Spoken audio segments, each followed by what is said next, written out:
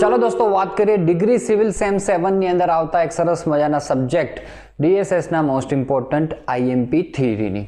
તો સૌપ્રથમ chapter number 1 ની અંદર આપણે જોઈએ તો types off load most IMP છે દોસ્તો, બહુ બધી વખત GTU એક્ઝામમાં પૂછાયું છે અને એના નામ તમને દોસ્તો છે પેજ નંબર 15 IS 800 માંથી પ્રાપ્ત થઈ જશે, તો એ તમે ખાસ ધ્યાનમાં રાખજો। એના પછી effect of wind load on structure એ તમને પૂછે છે વિન્ડ લોડમાં।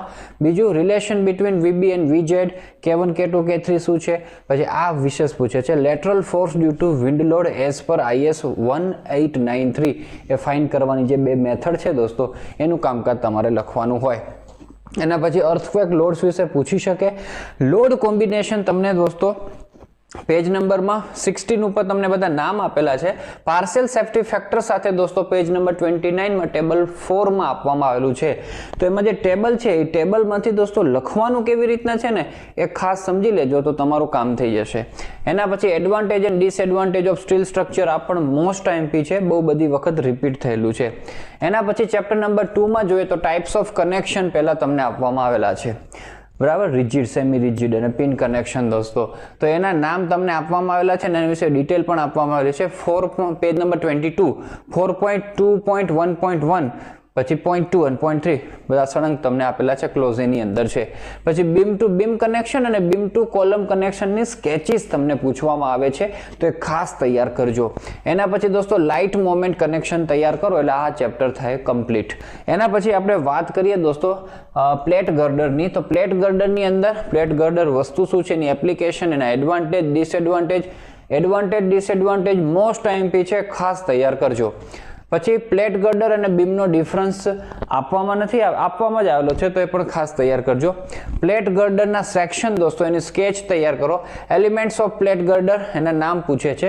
પછી ટાઇપ્સ ઓફ સ્ટીફનર દોસ્તો, તો એ પણ મોસ્ટ IMP છે, ખાસ તૈયાર કરજો।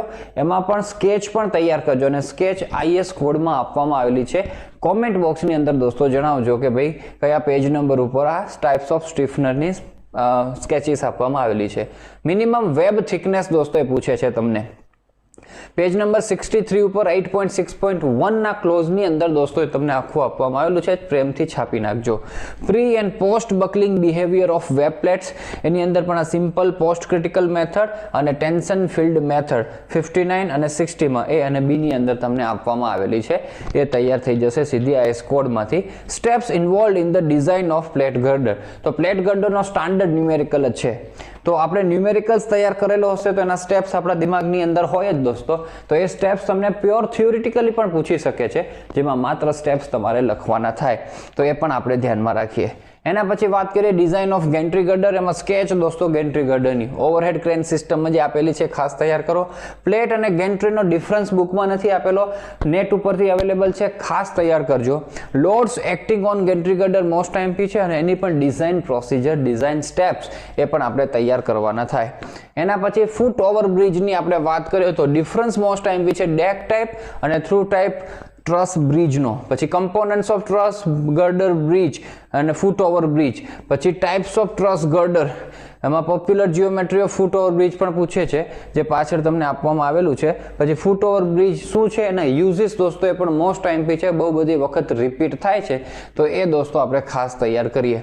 એના પછી પ્લાસ્ટિક ડિઝાઇનની અંદર જોવા જઈએ તો એના એઝમ્પશન્સ, આમ તો એઝમ્પશન્સ IS કોડમાં પણ છે દોસ્તો, પણ મેં બધા રીડ કર્યા એટલા જમાવટવાળા નથી, જે આપણે ટેક્સ્ટ બુકની અંદર પ્રોપર વેમાં આપવામાં આવેલા છે ને, તો બુકમાંથી પ્રિફર કરશો તો એ વધારે સારું છે, પણ IS કોડમાં પણ ક્યાં આપેલા છે કોમેન્ટ બોક્સની અંદર જણાવજો દોસ્તો, અને એ પણ લખી દેવાના IS કોડ વાળા, અને પહેલા પણ લખવાના, સિમ્પલ જ છે, બહુ કંઈ ખાસ નથી દોસ્તો। Plastic bending of BIMS, advantage and disadvantage. એના પછી દોસ્તો પ્લાસ્ટિક હિંજ, એની ડેફિનેશન તમને પેજ નંબર 4 માં જોવા મળશે, ક્યાં લોકેશન ઉપર એ ફોર્મ થાય છે। સેફ ફેક્ટર, લોડ ફેક્ટર અને કોલાપ્સ લોડ એ તમને એક્સપ્લેન કરવાનું કે ડિફાઇન કરવાનું કે, તો એ તમને આવડવું જોઈએ। તો આ રીતના દોસ્તો આપણું છે આ કામકાજ અહીંયા થશે।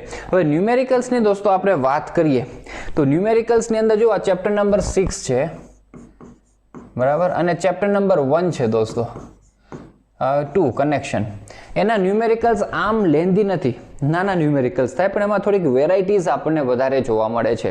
તો એ રીતના એને પ્રિપેર કરજો. વેરાયટીઝની અંદર જે સૌથી વધારે વખત રિપીટ થતી હોય તો થોડુંક પેપર તમે જાતે જોજો, એટલે તમને આઈડિયા આવશે કે કયા ટાઈપના ન્યુમેરિકલ્સ વધારે પૂછાય છે, એના ઉપર ફોકસ કરવાનું. એના પછી દોસ્તો આપણે વાત કરીએ તો ચેપ્ટર નંબર આપણું જે 3 છે, 4 છે અને 5 છે, પ્લેટ ગર્ડર, ગેન્ટ્રી ગર્ડર અને ફૂટ ઓવર બ્રિજ. એમાં સ્ટાન્ડર્ડ ન્યુમેરિકલ્સ જ છે, લેન્ધી ન્યુમેરિકલ છે પણ દોસ્તો એ જ પૂછાશે, એના સિવાય પૂછાવાના જ નથી, એમાં કોઈ વેરાયટી જ નથી.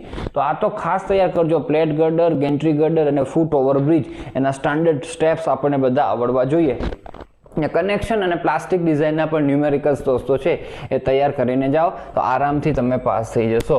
આ બધા ચેપ્ટરના કદાચ ન્યુમેરિકલ્સ ના કરી શકો તો કોઈ પણ 3 ચેપ્ટરના ન્યુમેરિકલ્સ, 3 ટાઈપના ન્યુમેરિકલ્સ તમને આવડવા જ જોઈએ, તો પણ તમારે છે એ કામ થઈ જશે. થિયરી બધી કરી જવાની અને કોઈ પણ 3 ટાઈપના ન્યુમેરિકલ્સ કરી જાઓ, તમે DSSની અંદર પાસ થઈ જવાની શક્યતા પૂરેપૂરી ધરાવો છો. તો આવી રીતના દોસ્તો તૈયારી કરજો તો જરાય વાંધો નહીં આવે. ચલો, તમારું પેપર ખૂબ સારું જાય એવી શુભેચ્છાઓ અને શુભકામનાઓ સાથે આ વિડીયોની કરીએ આપણે સમાપ્તિ.